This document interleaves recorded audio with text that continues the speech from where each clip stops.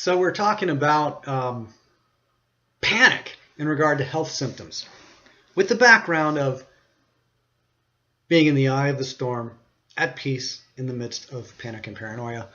We now come to the specific issue of health.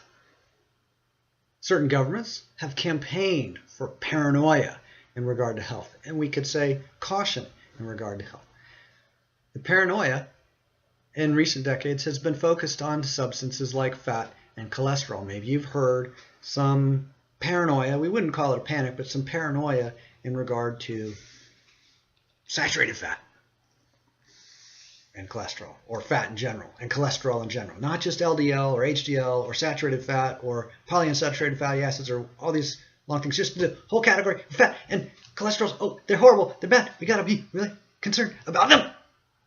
Not panicked, but slower than that. Paranoid.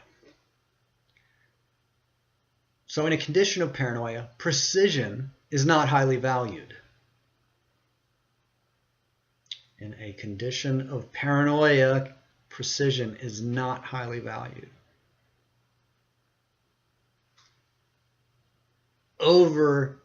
Really general assessments are often considered sufficient for those in the midst of a paranoid experience. So precision is important because when we talk about fats, there's a variety of kind of fats. Certain kind of fats may be extremely nourishing, at least to particular people, while certain other kinds of fats may be quite detrimental. So we've got different kinds of fats. We could say there's good fats and there's bad fats, but more specifically, there's a variety of kind of fats, and some people are going to be deficient in certain ones, and other people are, we may find that certain fats amongst all primates are really not healthy. But yet there's a variety of fats that all primates go out of their way to produce, or all animals go out of their way to produce. This cow, I know, it like eats things that are not fat and makes them into fat. Wow, why would they do that? There must be something attractive to that cow in terms of evolution, continuing to have all these cows making fat out of things that are not fat.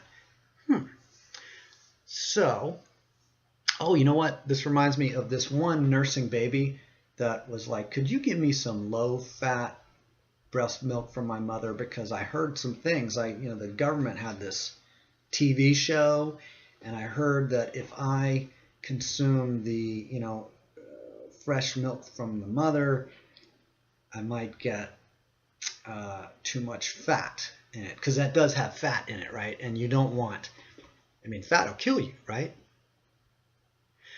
So, certain kinds of fat may be extremely nourishing, while certain other kinds may be detrimental. In particular, types of fat that have just been created, like they were made in a laboratory, or things like margarine's the thing that comes to mind, but the seed oils from certain grains, corn oil, safflower oil, sunflower oil. I don't use these oils very often because when cooked, or even when not cooked, these oils may be much less beneficial or even detrimental. So in paranoia, precision may not be highly valued. I'm aware of no scientific credibility behind the popular paranoia about all fats in general, or about saturated fats in particular, or even the paranoia about cholesterol.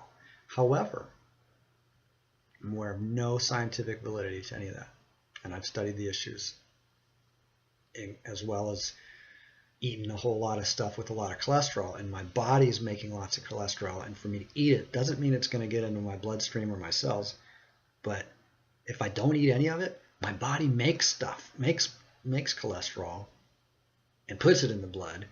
And again, we look at 100,000 species and 16 million creatures within 100,000 species, and all of them make cholesterol. So how bad could it be if nature has arranged for all of these creatures to make it? We'll get back to that in a moment. So when governments intentionally program paranoia into the masses, for instance, about cholesterol or fat, that can be valuable for two basic reasons. First, it can help to sell profitable products that might otherwise be unattractive, unappealing, such as statin drugs, which are used to inhibit the body's ability to produce cholesterol, as if cholesterol is harmful, which it's not. Cholesterol is actually part of the body's immune system to handle problems, to resolve problems. So the logic here is, if you've got a raincoat and it's raining and you don't want it to rain anymore, remove the raincoats. No, the raincoats are there because it's raining. They're not a cause. Anyway. So first, there's two reasons that governments might want to program paranoia in the masses. First, it can be helpful to sell products that might otherwise be unattractive. Like there could be a lobbyist who wants to have the government help promote demand for a certain thing like statin drugs. Cool, I understand that. Second, it can help to make the masses easier to govern by discouraging their natural instinct to consume substances that contribute to health, to cognitive excellence, to neurological function. If fat is really important for the brain, and if cholesterol is really important for the brain and all your a variety of hormones, like out of cholesterol we make things like testosterone, estrogen, vitamin D, adrenaline, cortisol. We make this wide variety of hormones out of cholesterol. So if people are in a paranoia about anything, that's useful right there. Second, if they're in a paranoia about the very things that are key to intelligence, is it possible that some organizations might be interested in suppressing or reducing the intelligence of certain other parties, such as if a predator and a prey are interacting? Could the predator favor confusion, panic, paranoia, a lack of alertness, a lack of intelligence on the part of the prey? That could be adaptive on the part of a predator, right? So at this point, we haven't really talked much about health. At this point, though, it may be relevant to address the issue of governments so that we're real clear about the reality of governments. We can be realistic about them. Governments govern. They rule. They set rules and enforce rules. They influence humans. They influence the behavior of humans. They influence the perception of humans, which is useful when influencing behavior. Governments program certain behaviors and discourage other behaviors. Governments program certain interpretations and perceptions and discourage other interpretations and perceptions. So that's what governments do. All of them govern.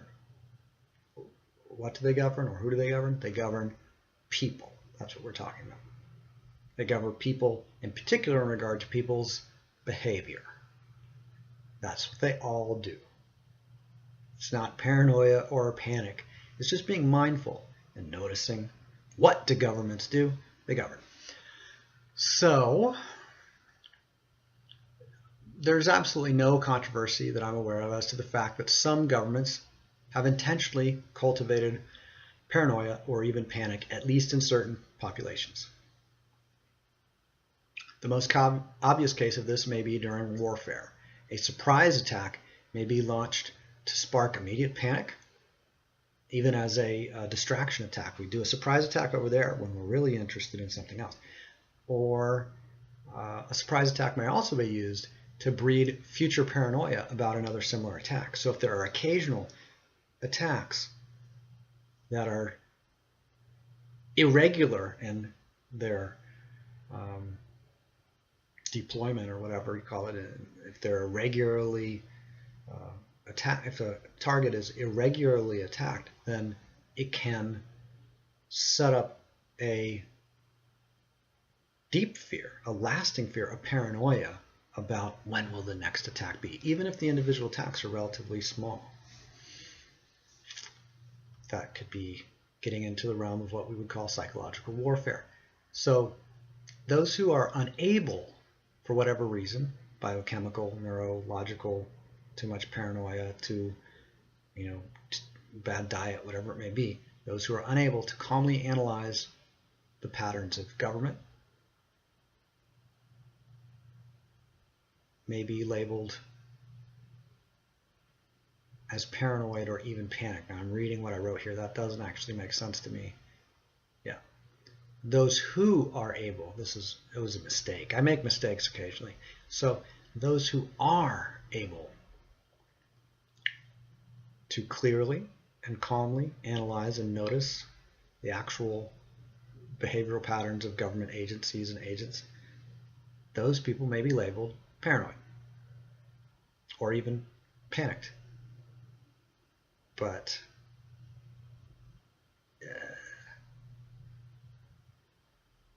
it could also be a realistic assessment of a danger or a risk.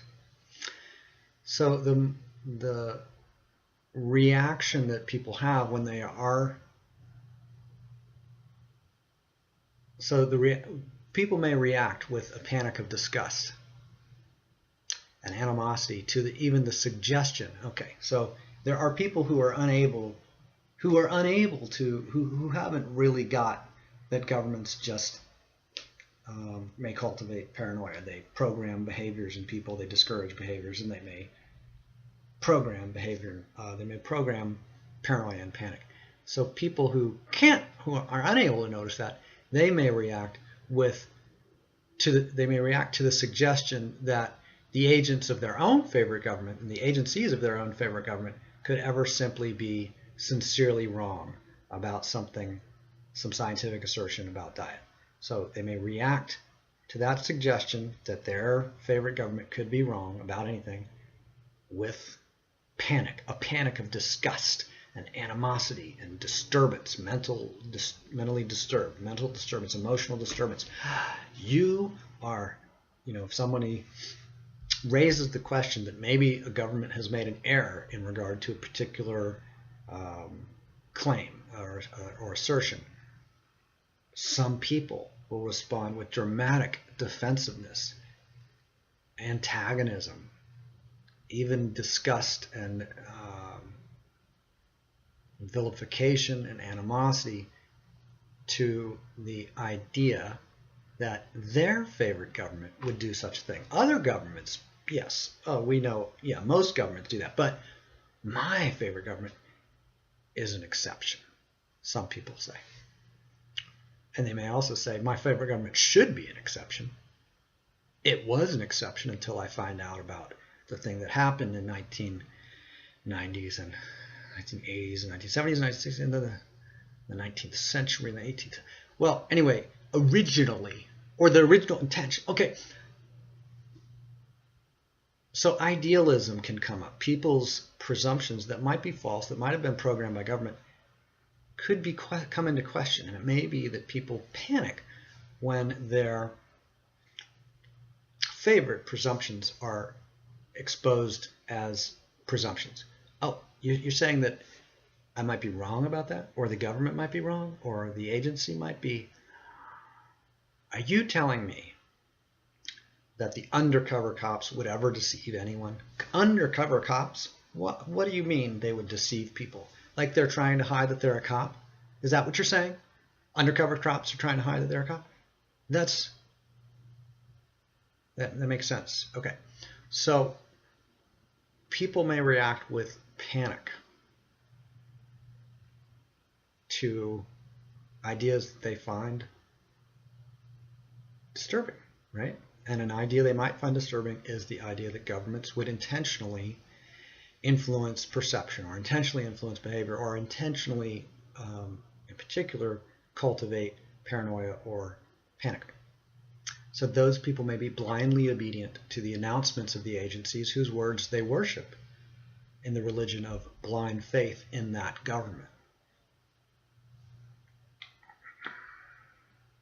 Now, what do I say to those who have worked in government agencies? I, myself, have also worked for government agencies under private companies that were under contract with government agencies, as well as directly for actually, let me think. I think most of the time, even when I worked for a charter school, it was a high school, and it was a private charter school funded and regulated by the government. So I might not have ever worked directly for the government, but I've had lots of jobs in social work or other fields where it was a government regulated and operated field, where government was the funding source for social work, for high school education, for correctional, the correctional industry. I worked in the correctional industry, also funded by government, even though it was a subcontractor, a private company that I worked for directly. So what do I say to those people who have worked in government agencies, as government agents, and so on? Well, I've also worked for in a similar capacity to government agencies. Those who value keeping their position, who work in government agency or outside of government, those who value keeping their position will be mindful of conforming to the standards of practice relevant to their industry, to their position, to their agency, and so on.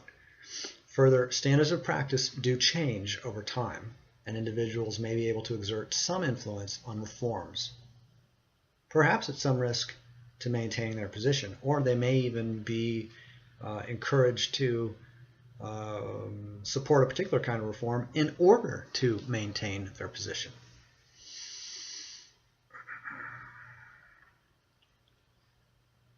Further, those who have worked in governments in the particular functions of planning and implementing campaigns of psychological warfare, those people can congratulate themselves on their consistent success. At least overall, they've been consistently successful in generating paranoia and panic in the general public.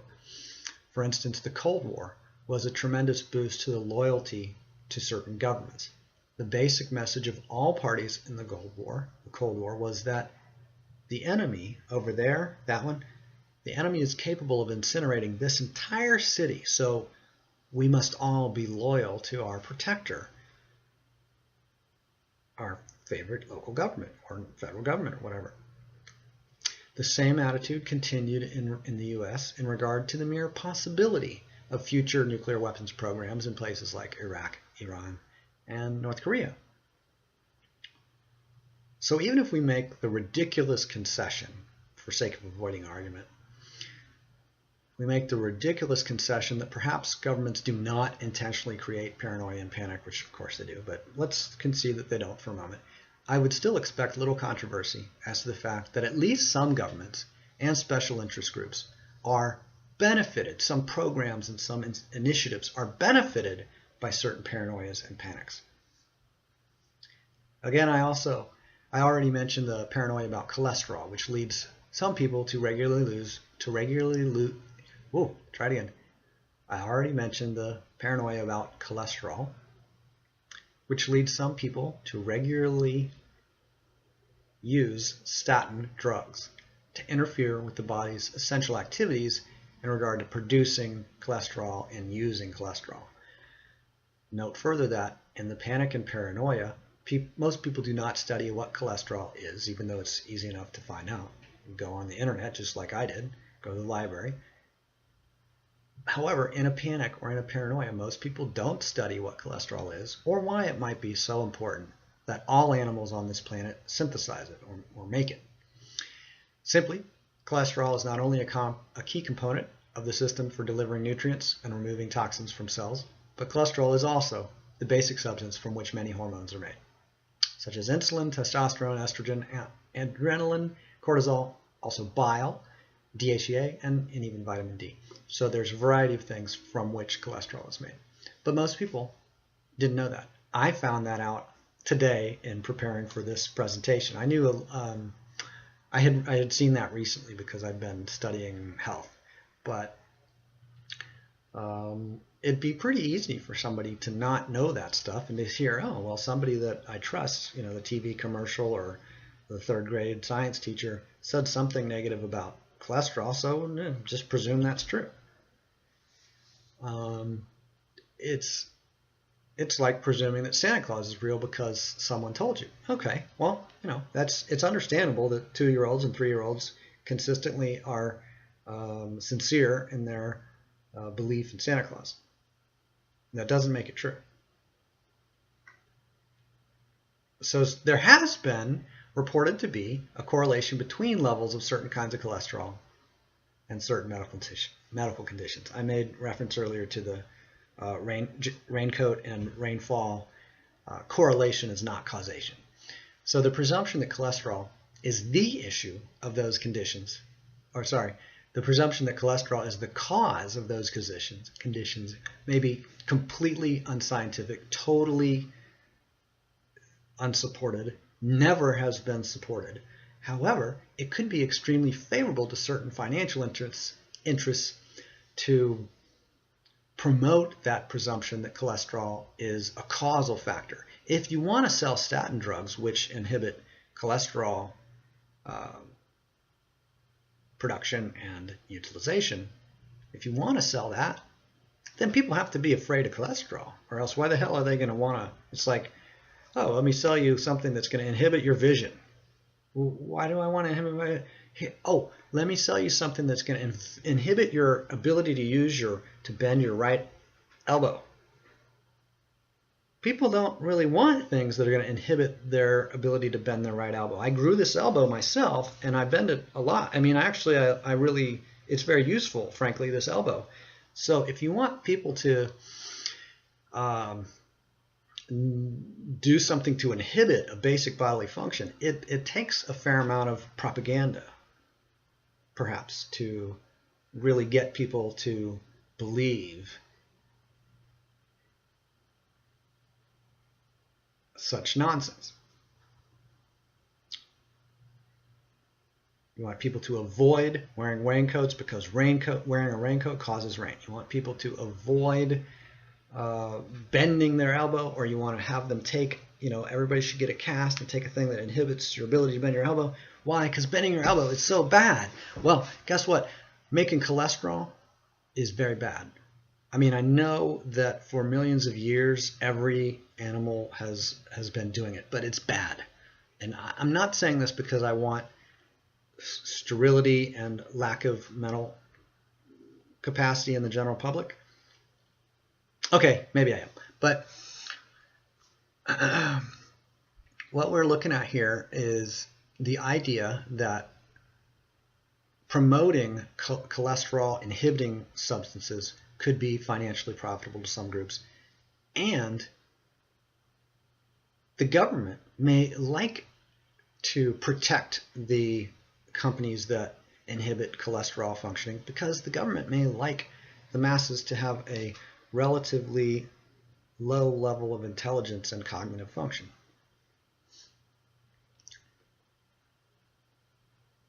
So what will we do with the overwhelming evidence that cholesterol is an essential part of the body's response to promoting healthy tissue function, not only building hormones, but key in healing processes, which is why it shows up in high amounts when somebody has a serious medical problem. Then cholesterol is produced and distributed by the body.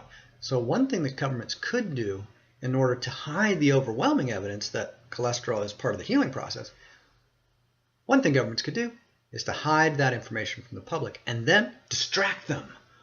Oh, with paranoia about eating so much saturated fat that they get attacked with nuclear weapons by the evil villains of the East Korean Coast Guard because you ate too much saturated fat. So you don't want to eat saturated fat because then you'll get attacked by the evil villains of the East Korean Coast Guard.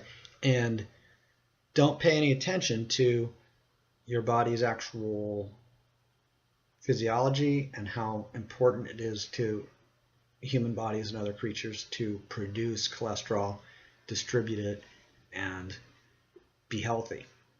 No, instead of that, be very paranoid and panicked about too much saturated fat, that if you eat too much, you know what is going to happen. The children in Africa are going to tell the people in East Korea to launch in 5 years, in only 5 years, they're going to start the nuclear weapons program, and then in 5 years, they're going to have the nuclear weapons, and they're going to send them because you, yeah, I'm talking to you ate too much saturated fat. That's the bottom line.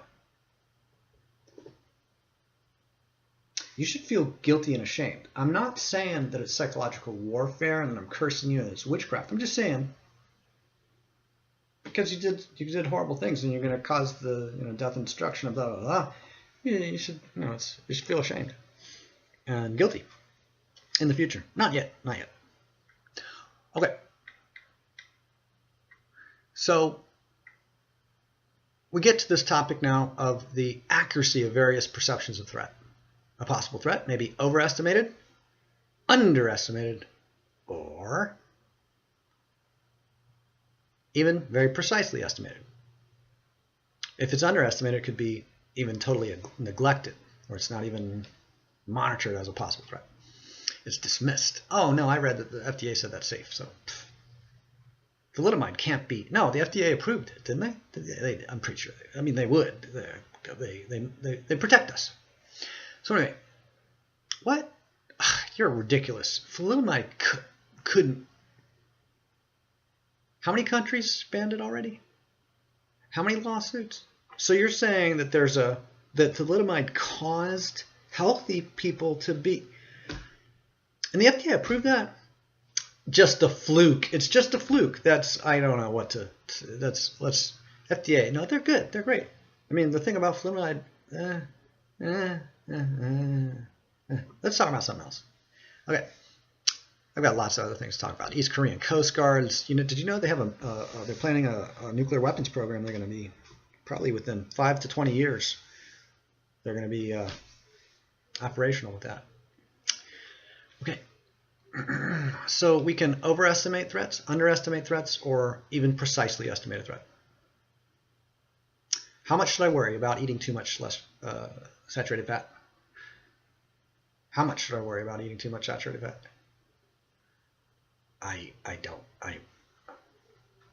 How much should I worry about producing so much cholesterol, in my cells and stuff, that in my liver and I don't know, all the places that it's produced? How much should I worry about producing so much cholesterol that a licensed agent of government sincerely encourages me to interfere with my body's production of cholesterol?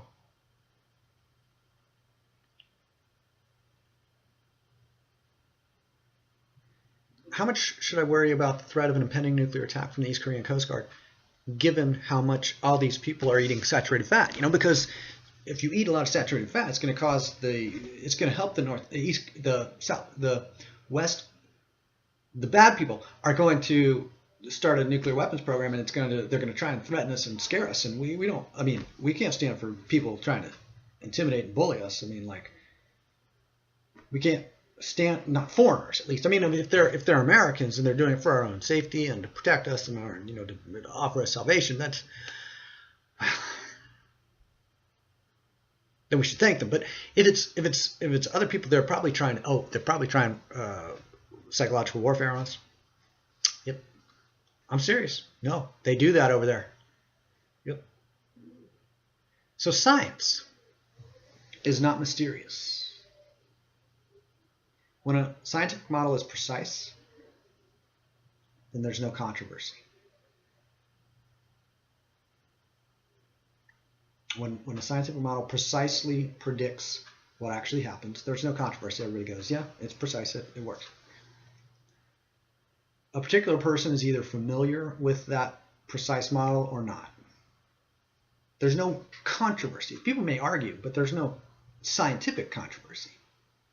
There might be an interpretive controversy. There may be some ignorant folks, and they might be very confident because they have MD degrees and so on. But when there's an ignorance plus the presence of a false presumption, that can lead to confusion. Ignorance plus a false presumption Okay, so I'm not looking over there, plus I'm blocking my view with a false presumption. That can lead to confusion. Confusion, like this idea about cholesterol causing health problems. So then when somebody sees a bunch of evidence that cholesterol doesn't cause health problems, in fact, cholesterol can help heal health problems. I thought cholesterol was the cause of health problems. See, when there's a false presumption and general ignorance, if there was general understanding and one false presumption, people would quickly see that that false presumption is false and update their worldview, their model of reality. But when there's general ignorance plus the presence of a false presumption, there's the potential for tremendous confusion. And that confusion can lead to frustration. I'm looking for my keys. They should be here. I don't even own a cat, so the cat, right? The cat thing, they should be in. I should know where my keys are, and they should be where. So people get really frustrated, flustered, angry, blameful in their confusion, in this false presumption that they should know. This is really funny. I should know where my keys are. What? Either I do or I don't. So I should know where my keys are, and then I'm like concerned that other people may find out that I didn't know where they are. Okay, fine. That's paranoia. But confusion is in that presumption that I should know where my keys are. And in that confusion and paranoia, in the idea or presumption that I should already know where my keys are, I can be very quickly frustrated. I can be very quickly angry and resentful and blaming and vilifying. I can have animosity, hysteria, paranoia, distracting me from the obvious. One obvious thing is that I don't know where my keys are, and this idea that I shouldn't is completely disabling. It's crippling me, the presumption that I should know where they are. That's the cause of panic. The concern about if I don't find them by 2 minutes from now, and then I have to tell, oh, that's a background of terror, of ongoing fear, even heightened states of fear. What is obvious is that confusion is a sign of erroneously confusing one thing for something else. Take, for instance, this small rodent.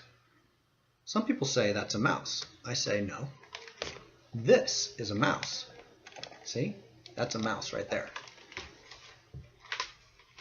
This is a wireless rodent. Completely, that's not the same. And this one, look at that. It does the cool thing. That is the, oh my God, look at that. That's such a nice wireless rodent, wouldn't you say? So, which confusion is the best? I don't know. Okay, so confusion is hilarious. Confusion is also confusing one thing for another thing.